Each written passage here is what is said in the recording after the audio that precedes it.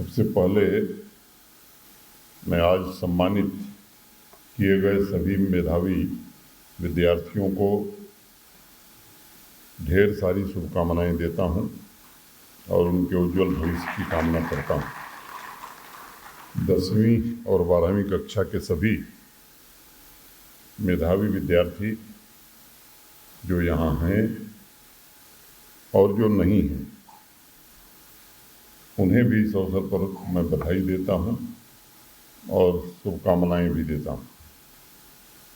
Amar Ujala group को इस आयोजन के लिए भी मैं साधुवाद देता हूं। मुझे लगता है कि आज जो विद्यार्थी यहाँ उपस्थित हैं वो भाग्यशाली हैं, क्योंकि ऐसे समय में आप स्कूल और कॉलेज में हैं जबकि न सिर्फ पूरे एजुकेशन सिस्टम में बुनियादी बदलाव हो रहा है, बल्कि भारत बड़ी तेजी से विश्व की एक बड़ी उभरती हुई अर्थव्यवस्था भी बन रहा है। इस कार्यक्रम में जब मैं आ रहा था तो मेरे मन में एक सवाल स्वाभाविक रूप से था कि सभी विद्यार्थियों से मुलाकात होगी तो उनसे क्या बातचीत करूंगा। मुझे लगा कि उनसे एक सवाल जरूर करने की आवश्यकता है, और वो सवाल ये है कि जब आपको सूचना मिली अमर उजाला के कार्यालय से कि आपको सम्मानित किया जाना है,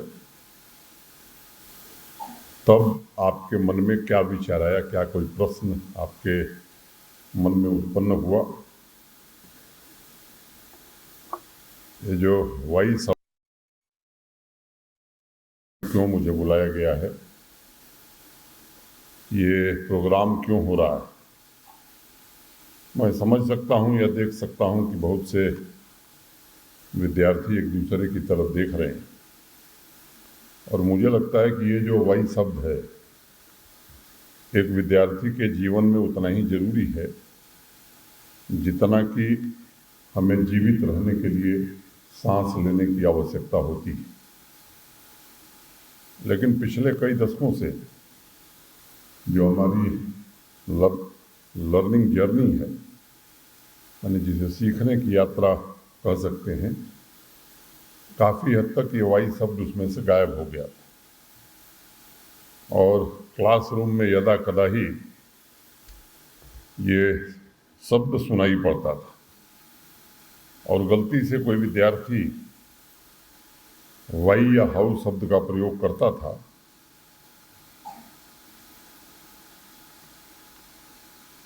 तो पूरा क्लास उसे घूर घूर के देखता था कि उसने कोई बड़ी भारी गलती कर दी है। अमेरिका के एक प्रोफेसर जॉन कोहेन ने कई वर्षों पहले एक शोध किया, रिसर्च किया, और उसका नतीजा ये था कि एक 5 साल का बच्चा हर रोज लगभग 300 सवाल पूछता है, और 15 साल का बच्चा हर रोज 3 सवाल पूछता है। उन्होंने लगभग 33,000 विद्यार्थियों का एक सर्वे किया। अब ये कौन सा पढ़ाई का तरीका है जिसमें 10 साल के अंतराल के बाद ये 297 सवाल गायब हो जाते हैं? ये हाउ और वाई कहाँ चले जाते हैं? और प्रोफेसर कोहेन के रिसर्च और सर्वे का निष्कर्ष था कि बच्चा जैसे जैसे बड़ा होता गया वो सिलेबस में इस तरह उलझता गया, जकड़ता गया कि सोचने की पूरी दुनिया उसकी करिकुलम के इर्द गिर्द ही रह गई, और धीरे धीरे उसके अंदर जो क्यूरियासिटी थी, जिज्ञासा थी, वो समाप्त होती चली गई। 300 सवाल से घटकर 3 सवाल पर आना किसी मायने में प्रगति नहीं कही जा सकती है, और इसीलिए मैंने आपको कहा कि आप भाग्यशाली हैं। It's a great time to be a student, क्योंकि कई दशक बाद हमारे देश में वर्तमान प्रधानमंत्री श्रीमान नरेंद्र मोदी जी और उनकी सरकार के कारण एक ऐसी एजुकेशन पॉलिसी उपहार में मिली है आपकी जनरेशन को, जो सिलेबस से अलग हटकर एक विद्यार्थी के अंदर जिज्ञासा, क्यूरियोसिटी जागृत करती है। बच्चों, इसलिए मैं मानता हूँ कि किसी भी विद्यार्थी के पास अगर कोई सबसे बड़ा पावर है, शक्ति है, तो वो उसकी क्रिटिकल थिंकिंग है।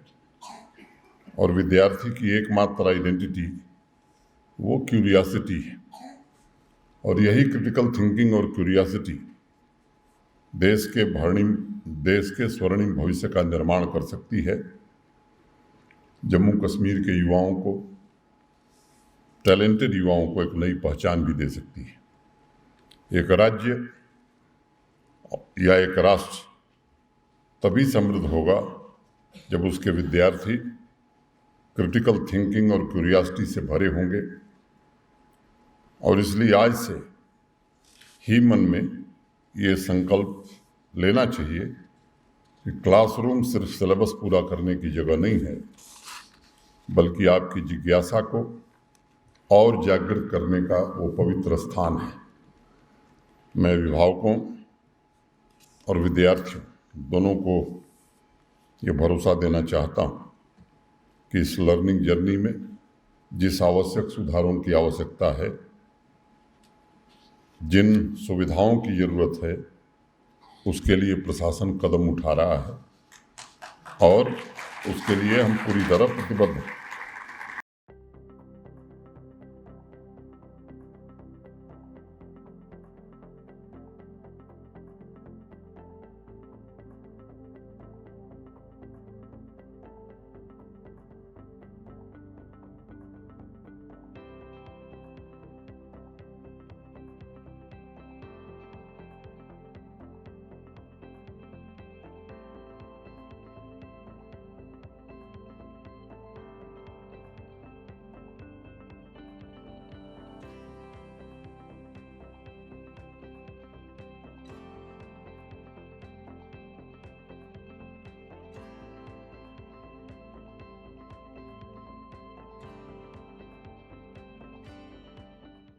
टेक वन अब आपके व्हाट्सएप पर।